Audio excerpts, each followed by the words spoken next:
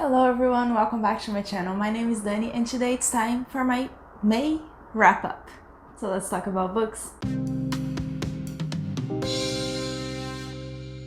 I have here my wrap up basket, which is really funny because the last 2 months I was able to fill exactly the size of this basket with the books that I read. If I start reading more than this in a month, I'm gonna need a new basket. Much better with the window closed. So much noise. In May, I read 9 books. They're definitely not all here. Where are the books I read? I did read more books than I can fit on this basket. Let's talk about them in the order that I read. The first book I read in May was Beartown by Frederick Blackmun. I gave this book 5 stars, but it was a weird 5 stars for me because this is not an enjoyable read. I didn't have fun while I was reading this. Of course, the idea of this book is that it would make you uncomfortable, and it did. And I think it's beautifully written, but it's just not a fun read, and I don't think it's the point of being a fun read. This book is about a small town in Sweden that survives because of hockey. Everything revolves around hockey on that town.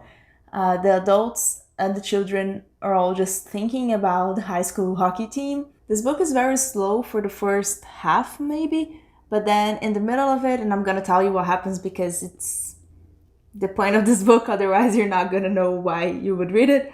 But there is a party where a girl is assaulted, and the boy who assaulted her is the star player in the team. So the town gets very divided, and they all have to deal with that, and they all deal with that in different ways, good and bad ways, but very real ways, I would say. So like I said, not a fun read.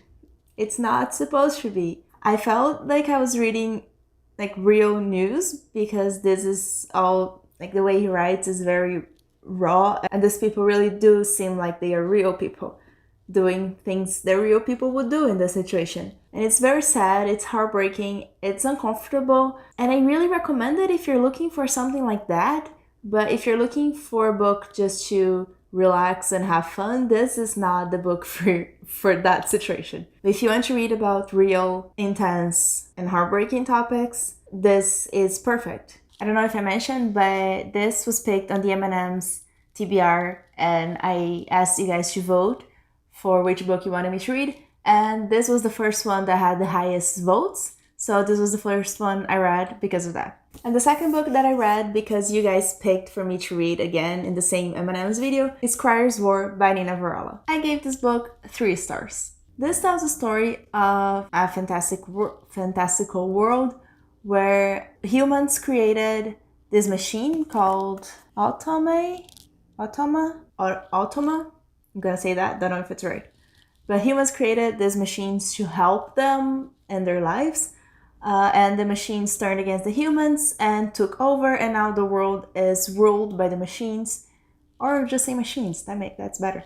Robots. The robots control the world, and they have humans as slaves and as servants and all of that. I love that premise. I think this is so exciting, and I love the way that humanity is dealt in this book and discussed, because these robots have 4 pillars when they are designed, 2 robot pillars and 2 human pillars. So they have a bit of humanity in them. And in here we have Crier, who is the daughter of the king, basically. I forgot his title. And we also have Isla, who, for situations that happen in the book, she becomes Crier's servant, or like her maid. And Crier is betrothed to this very important man called Knock, who has very different views of how the robots should rule the world than her father. Her father is very humanitarian. I don't think that's the word that I'm looking for, but he believes in the way that humans have been leading the world until then, and Knock has a very different view from that, and she doesn't agree with what he wants to do. And Isla and Crier start spending time together, and they develop feelings for each other. More in the beginning, Crier towards Isla than the other way around, because one of her goals in her life is to kill Crier. So there's a lot going on in this book. And that's the reason why I gave it a low rating, because they have so many different motivations, and we have other supporting characters that have some of the same motivations but some different motivations. And there's just so much going on in this book. And this is a duology, if I'm not mistaken, or at least it's a series. And a lot of what the author starts to talk about here is not dealt with in this book, so we'll have to wait for the next book. And I'm not sure even if I want to read it, because I read it this month and I don't even remember all the questions that we still need answers for, because there is a lot. Almost like every chapter we get a new revelation which would need a new answer, and we never get those answers. We only get more and more questions, which is interesting, but at the same time, I felt like the story wouldn't move forward because we were just getting new things happening. I really appreciated the way their relationship was written, and I thought it was beautiful, and I think that this could have been more of the focus of the book than it was, and I thought that it was going to be. They still have a lot to deal with and to process just in that relationship without everything else that is going on in this world. So yes, I recommend this book if you are interested in any of these things that I said, if the premise sounds interesting to you. But maybe I would say wait for the sequel and read the sequel right away, because this, as on its own, was not a satisfying read for me. The next book I read was The Bear and the Nightingale by Katherine Arden. This tells the story of Vasia and her family. She is born in this book, and until the end I think she's like 17, 18. So it spends a really long time in a very short book. And they live in this village in Russia where there are these creatures, I forgot what they're called, but it's like the old gods from Russia. There are good and bad gods, and some people believe in them, some don't. It basically tells the story of her family. I don't want to say a lot because this book is very atmospheric, it's beautifully written. It's very immersive, but there's not a lot of plot. And I've heard a lot of people talking about that before, that the plot just happens in the end of the book, which is kind of true, but at the same time, it's not something that the whole book is leading to that, because the whole book is just their lives. But I enjoyed it more than I thought I would. I gave it 4 stars. There's so many characters, there's so many folklore in this book that I just wanted to read more. I already mentioned that I have some collection of fairy tales, and I just wanted one that's Russian fairy tales, because I think it would be better, like this book would definitely be better if I knew just the references that she's talking about. So I don't think I'm gonna continue with the series right now until I learn more about Russian fairy tales and I can appreciate this book more, and then I'll probably want to read this again, and I would love this so much more. But still, the way it was, I still gave it 4 stars. And then I read the 2 next books in the Murderbot Diaries, which were Artificial Condition and Rogue Protocol. I gave Artificial Condition 4.5 out of 5 stars, and I bumped it up to 5 stars on Goodreads because it was that good. And I gave Rogue Protocol 4 stars. It was awesome. Both were better than All Systems Red for me, so I'm really happy I continue with the series. But this one, in all of them, this is sort of Murderbot, so it's not a spoiler that Murderbot is in all of them.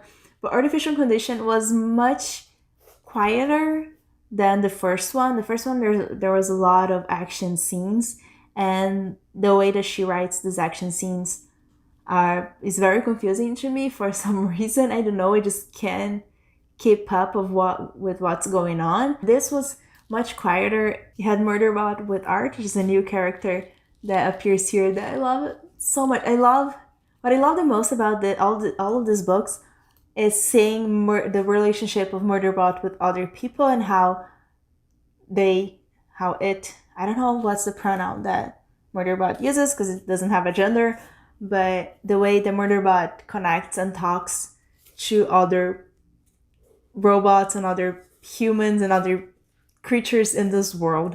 And this had a lot of that. It was a lot of just conversation back and forth between Murderbot and Art, and I loved it. I loved it so, so much. And if you read All Systems Red and you're not sure about continuing, I would definitely recommend picking this one up. And of course, after loving this one so much, I picked Rogue Protocol, which is the third one in the series. And again, it was amazing. There's still a lot of Murderbot's personality in here. Both of these, I think it expands on the personality so much more, and it's exactly what I wanted from All Systems Red, and I didn't get this one especially, but this still keeps expanding on that personality, which is so much fun. It's just so funny. But again, the reason why I gave this 4 stars, which is lower than this one, was just because there was more action scenes. It didn't grab me as much as just diving into Murderbot's thoughts. Yeah, I really, really love the series. And I started the 4th one, which is the last one in this time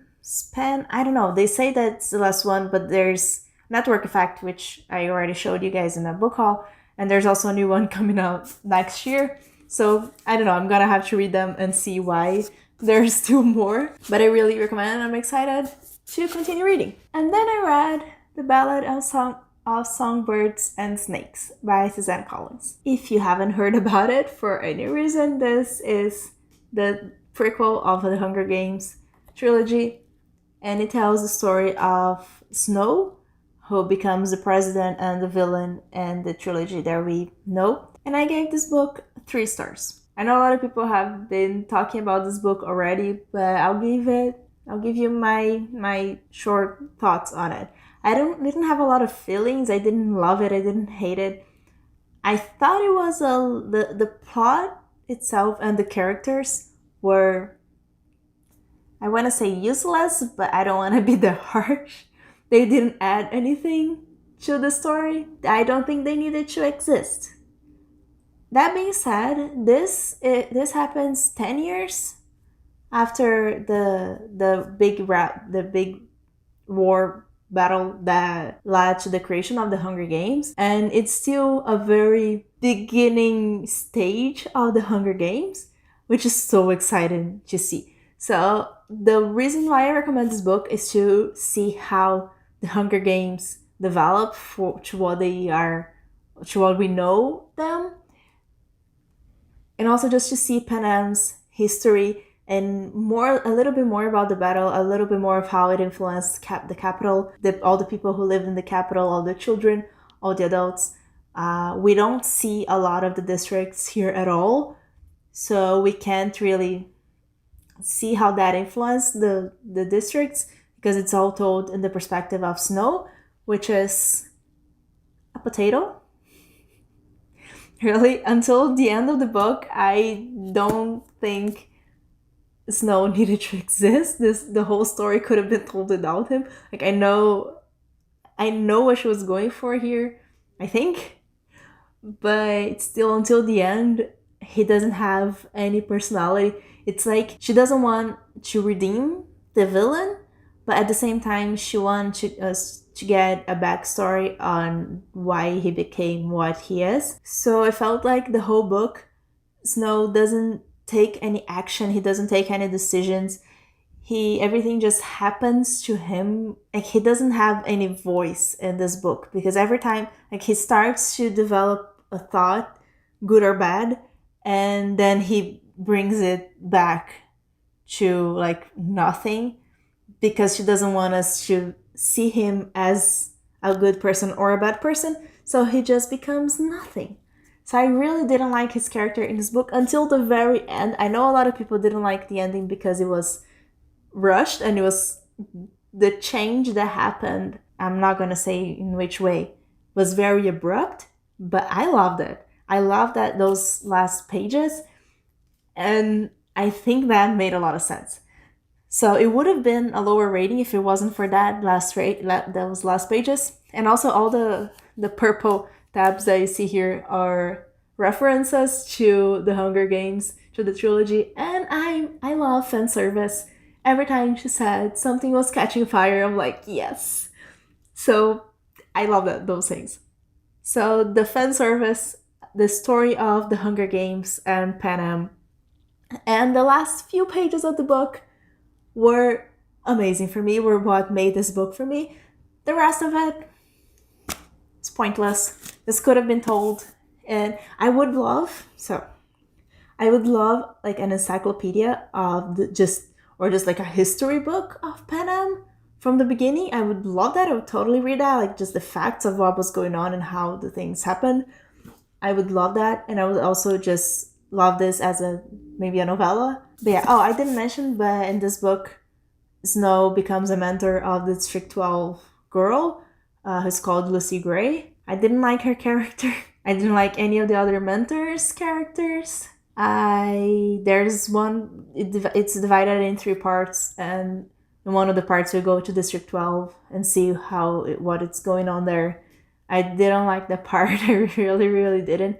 I think that a lot of what happens in this plot doesn't match with the trilogy. Also, I was very annoyed by that. It's like some things were never mentioned in the original trilogy, and they seem to be very important here. So I don't know. Maybe there will be new books that will try to explain that. But at this point, we're just like trying to explain something that should have been there in the first place. So I don't know how I'm gonna feel about it, but honestly, I'd rather she try to do something about the plot holes that were inserted because of this book than not do anything. Let me know what you guys thought if you read this already. After reading Ballad of Songbirds and Snakes, and like I said, being in a very mood-reading mood and buying a lot of new books, I decided to read what I actually really was feeling like reading, and it turned out to be my new favorite series of all time. I just read 2 so far, but it's there. And that's Fullmetal Alchemist. I read volumes 1 and 2, and I gave them both 5 stars. And I love them so much. I can't believe I hadn't read this before. It's just... oh my god. It's like... these editions are also the most gorgeous things ever, and I'm gonna keep buying them, and they're gonna look so cute on the bookshelf. But let's talk about the story. This manga tells the story of the Elric brothers, which are Edward and Alfonso, and they're alchemists, who are people who can turn things into other things, basically. Alchemy follows the rules of nature, so you can only turn one thing that has the same value to another thing. Like, you can't just create things out of thin air. And these brothers do a few really bad things when they're young, which influence where they're going in the story now. I'm not going to say more than that, but about the plot. But this is one of the most fun stories that I've ever read. This is like 180 from the characters from Ballad of Songbirds and Snakes. These characters are, like, even without a lot of time, they are so well developed, and you can see so much personality in them, and I love them so much. Even the bad, I love the villains here, the ones that I've met so far, and I love the main characters. I love the side characters. The characters are just so amazing. And these books are heavy. I can't keep holding them. Let's do this. This was the first manga that I've ever read, and if they're all like this, I've been missing out for sure, because this has the exact type of humor that I love, that it doesn't take itself too seriously. Like, it gets away from the story for like one square in the manga just to make fun of itself, which I just love. I was laughing out loud and just commenting everything that I was reading in this book with my husband, because it's just amazing. And it's, at the same time, it's so intense. There are so many deep conversations, again, about what it means to be human in this book, but in a much better way than I think than Crier's War did. And there's also a lot of sadness in these characters. They're just very well-rounded. They are not just one thing. And I just really want everyone to read this series. And I want to read this series. I'm waiting tomorrow because we're going to decide what the book club, what my work book club book is going to be. And I'm going to buy that one and the next 3 in the series. So my plan with my husband was to get 2 every month, 2 each month. because in November we're getting volume 10, and then it's just like 3 months for the next volumes. In this edition, of course, everything is already out. If you want to read the whole thing, there are other editions that it's all out, but I want to get in this ones. If I just binge everything now, I'm going to be very sad for not getting the rest until next year. So the plan was to get 2 each month, but we're doing 3 each month because I just can't wait, and I just want to see where this story goes. The way the second volume ended, oh my god, just so much fun. And I want to watch the anime after. It's so good. It's so good. The last book I finished in the month of May was Crier's Moon by Katherine Purdy. This is the second book I read in the month that has criers in the title, which I think it's very funny. They have absolutely nothing to do with each other, but they're both Alchemy books and they both had criers in the title. I just thought that was a fun fact. This book tells the story of the Bone Criers, who are a group of women whose job is to ferry the dead either to paradise or to hell. And we follow 3 characters here, 3 point of views. We have Elise. I have no idea if I'm saying this right, but we'll go with it. We have Elise, and we have Bastien, and we have Sabine. So Elise is the daughter of the leader of the Bone Criers, and she has to perform her rite of passage so she can become a farrier herself. And in the rite of passage, they have to kill their one true love. Sabine is her best friend. They do everything together. They have to, like right in the beginning, they start hunting this shark because they have to pick bones from animals that are going to give them graces. So a very strong animal will make them very strong if they have the bones on themselves. And Bastien, he's the son of a man who was killed by a Bone Criers because his father was the Bone Crier's one true love. And now he wants revenge. He wants to kill a Bone Crier. I have very mixed feelings about this book. I love the first third of it. I didn't like the second third of it. And I really love the ending, and I really want to read the next one in the series. So I don't know how to recommend this book. I'm going to make a dedicated review for it for my Alchemy Book and Box series. So I'm going to talk more about how the story goes. So make sure you subscribe if you want to hear more about this and if you want to see what came with this book and the Alchemy box. But for now, I just want to say that I recommend it because the ending was so much fun and the premise is so much fun. But I have a lot of issues with the characters' motivations. The way they decided to do things didn't make a lot of sense in my head. I gave this 3.5 out of 5 stars, and I bumped it up to 4 stars on Goodreads because I do think it's more of a 4 than a 3. I don't know. I'm curious to see where the story goes. These were the 9 books that I read in the month of May. I read a total of 3,013 pages. Let me know if you like to see stats about how many pages I read, how many stars, which genres I read. I think those are really fun, and I have a very comprehensive spreadsheet on my computer about everything that I read, so that would be really fun to share. Just leave a comment, let me know if you read any of these and what you thought about them, and if you take anything out of this video, is that you should be reading Fullmetal Alchemist. That's all. Thank you so much for joining me. Bye!